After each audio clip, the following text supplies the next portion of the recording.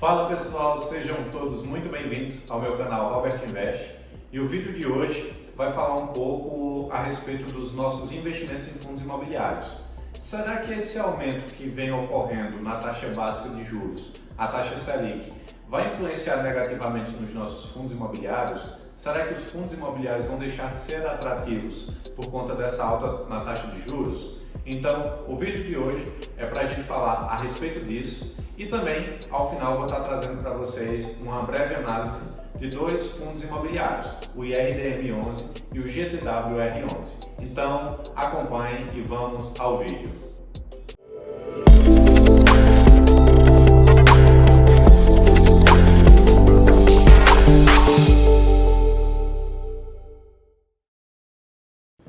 Antes de tudo, eu queria pedir para vocês que se inscrevam no canal, se vocês ainda não se inscreveram. Deixe o seu like aí, vai me ajudar bastante aí na produção dos vídeos e até também para o YouTube entender o tipo de assunto que vocês acham interessante no YouTube e também recomendar meu vídeo para outras pessoas. Então, eu agradeço demais e vamos lá. Ultimamente vocês devem ter acompanhado aí uma alta na taxa básica de juros da gente, né? A taxa Selic, que ela está na faixa de 4,25%. Isso é uma questão que tem levantado uma preocupação bem grande para os investidores de fundos imobiliários, pois com o aumento da taxa básica de juros, a taxa Selic, a taxa CDI ela também vai tender a subir e acompanhá-la. A taxa CDI, por exemplo, hoje gira em torno de 4,15% ao ano. E por que é que esse aumento dessa taxa de juros preocupa os investidores de fundos imobiliários? Vocês sabem que fundos imobiliários é um ativo de renda variável. Então, deixar o seu capital alocado nesse tipo de investimento, principalmente em um momento em que a taxa básica de juros, a Selic, ela vem subindo, isso faz com que as pessoas pensem: será que não seria muito mais atrativo para mim deixar meu dinheiro numa renda fixa do que em fundos imobiliários? Essa é uma questão que vem preocupando muitas pessoas e que eu fui fazer uma análise para poder trazer para vocês e tentar ajudá-los com esse pensamento. A primeira situação que eu analisei foi o seguinte: quando a gente tem uma taxa de juros subindo, isso não é muito bom para o país. Porque alguns anos atrás, a gente ficava muito feliz a ver uma taxa básica de juros elevada, uma renda fixa de 14% ao ano, só que isso significa que o país ele tem um risco maior. Então, quando o governo passava a pagar uma taxa de juros maior para ter o seu dinheiro lá, isso é um aumento de dívida, isso não é muito bom para o desenvolvimento do país propriamente dito. Vendo por essa ótica, a gente imagina que o governo ele não pretende que tenhamos uma taxa básica de juros tão alta de forma que faça com que a nossa economia ela fique mais restringida. Então, ele vai ter que ter uma taxa ali controlada, inclusive até para controlar a inflação, porque esse aumento que a gente vê da taxa básica de juros é justamente porque a gente está com inflação bem descontrolada.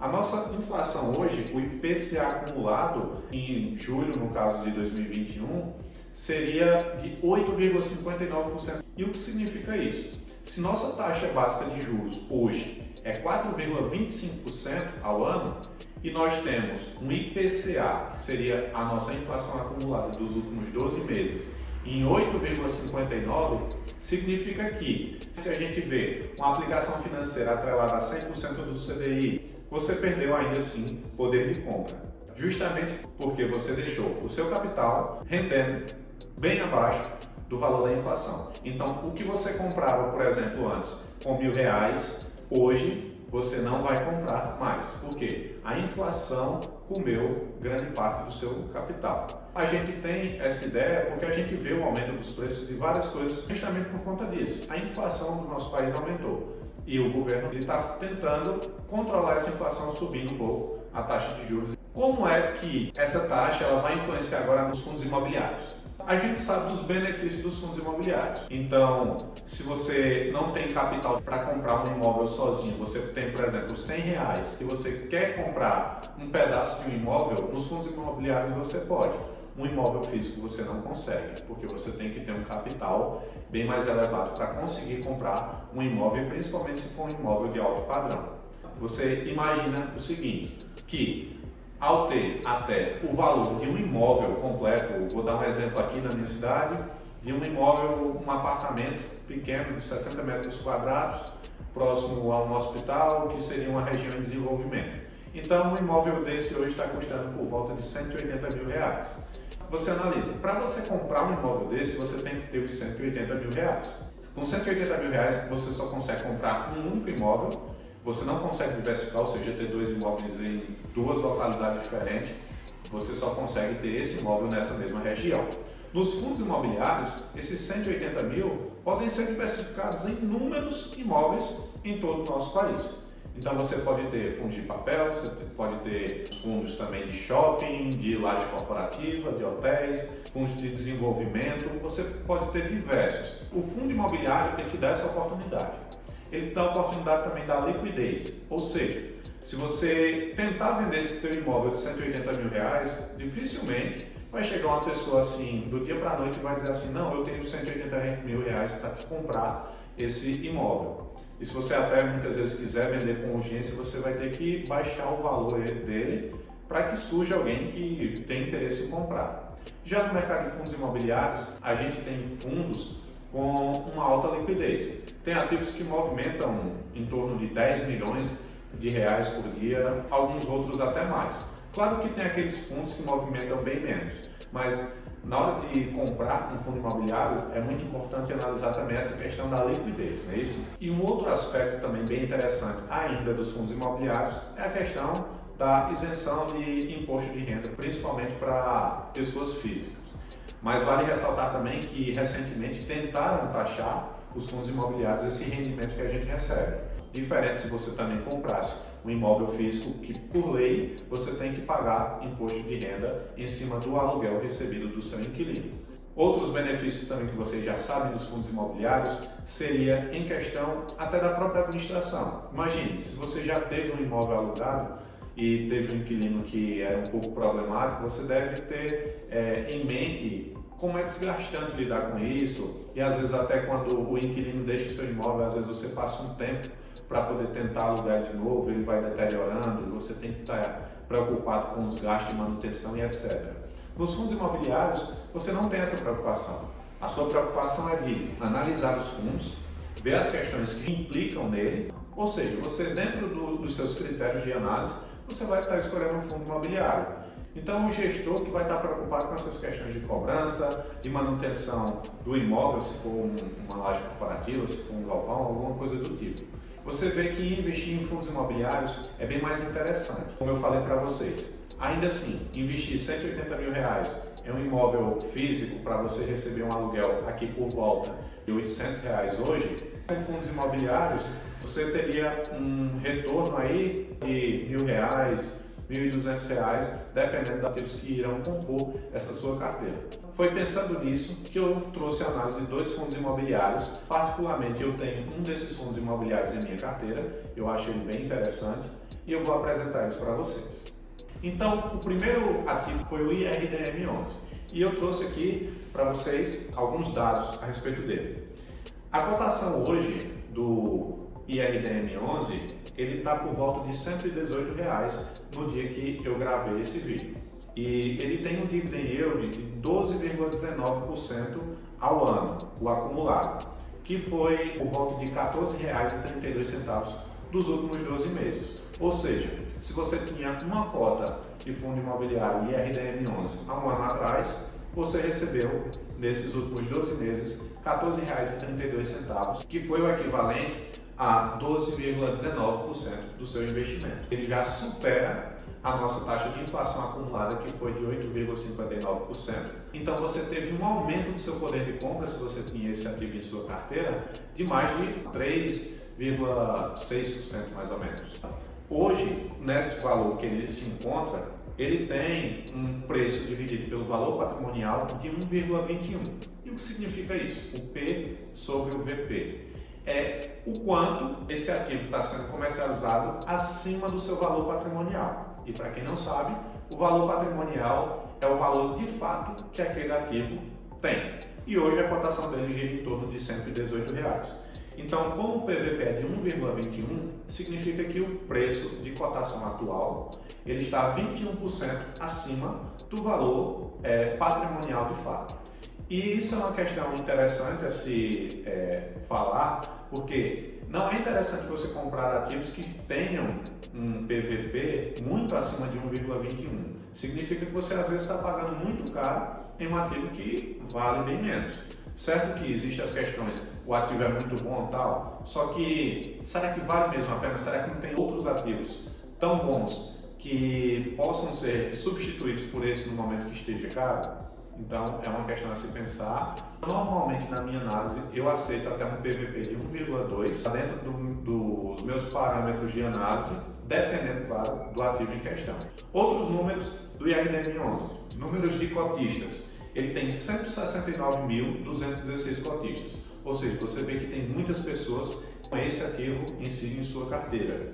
A liquidez média diária é por volta de 10,5 milhões. Então você vê que é um ativo de muita liquidez, que se você tiver uma posição até elevada nesse ativo e você quiser se desfazer dele por algum motivo, você consegue tranquilamente em um dia. Sua participação no IFIX, que é de 3,028%. Ele é administrado pela BTG Pactual. Trata-se de um fundo de papel e ele se classifica dessa maneira por investir grande parte do seu capital em CRIs e LCIs, por exemplo.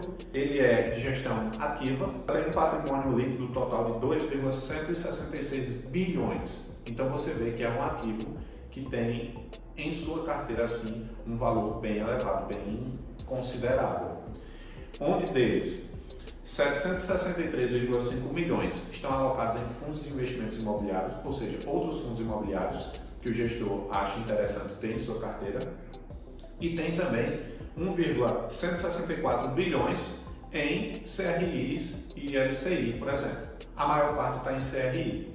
Então, esses são alguns dados bem interessantes a respeito do IRDM11, e vale ressaltar que o seu gestor ele explica que o seu objetivo é comprar a preços bem interessantes oportunidades desses CRIs que geram um potencial de lucro bem elevado para o seu portfólio e assim para os seus investidores, além também de realizar compra de fundos imobiliários que estejam a preços atrativos aí no mercado. É tanto que no relatório gerencial mais recente que o fundo emitiu, ele vem dizendo que nessa baixa de preço dos fundos imobiliários que ocorreu recentemente, principalmente por conta daquela notícia em que os fundos imobiliários poderiam ser taxados com a questão do imposto de renda, então fez com que fundos imobiliários baixassem bastante de preço, e isso fez também com que o gestor do fundo aproveitasse esse momento de mercado e realizasse novas aquisições a preços mais baixos. É um fundo que eu acredito que traz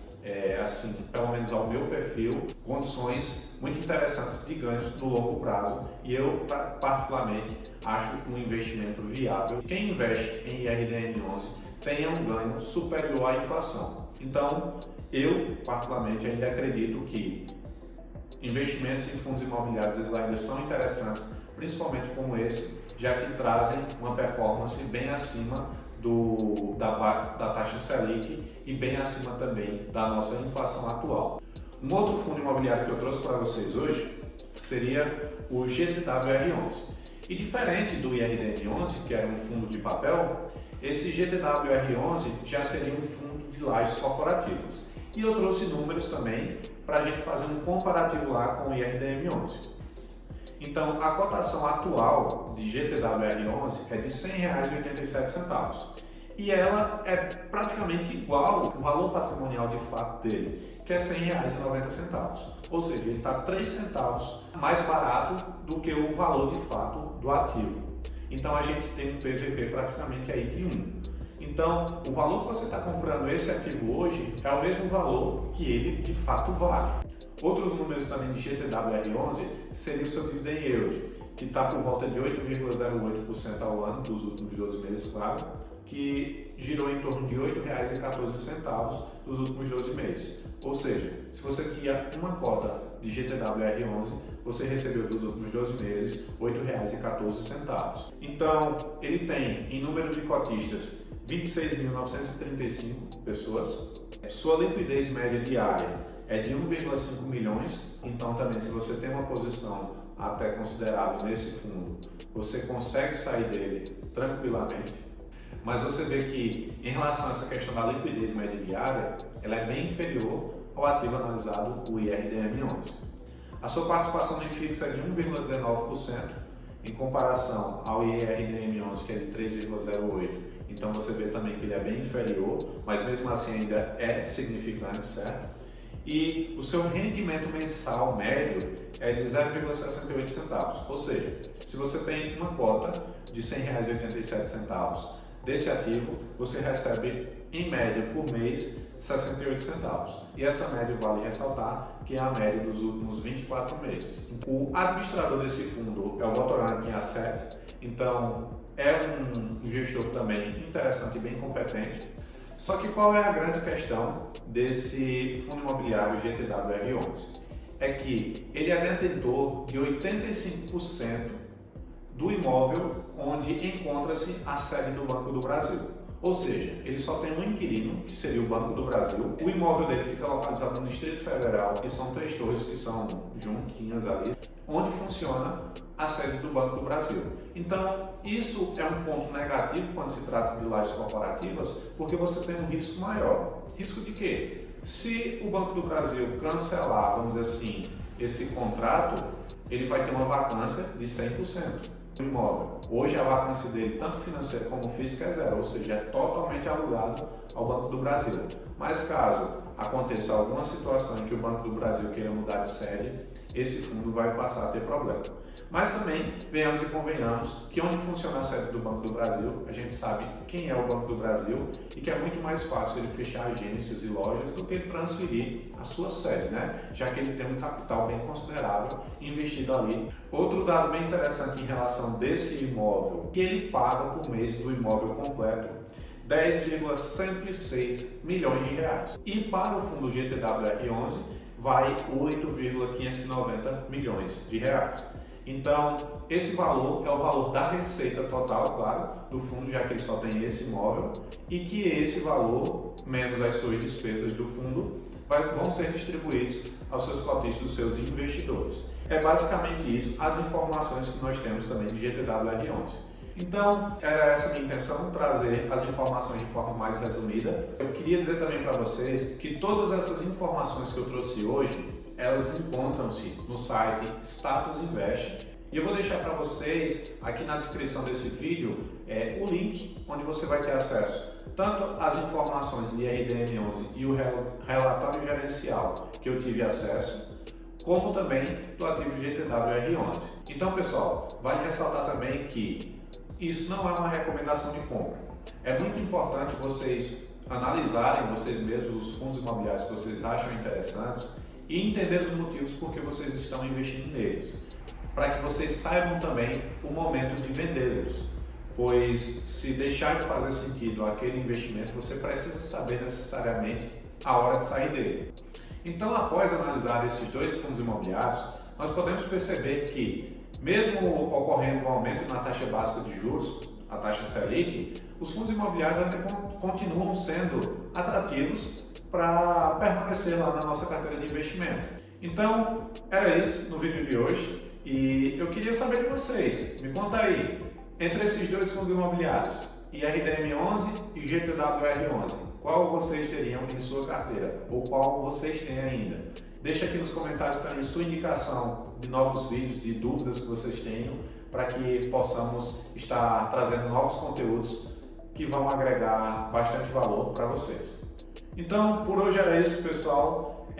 Deixe o seu like se você ainda não deixou, se inscreva no canal, ative as notificações e mande esse vídeo também para uma pessoa que precisa entender um pouco desse assunto, que tem esses ativos em sua carteira ou que está preocupada com esse aumento aí na taxa Selic. Então, compartilhe esse vídeo com seus amigos, vai me ajudar também bastante e nos vemos na próxima semana. Até o próximo vídeo.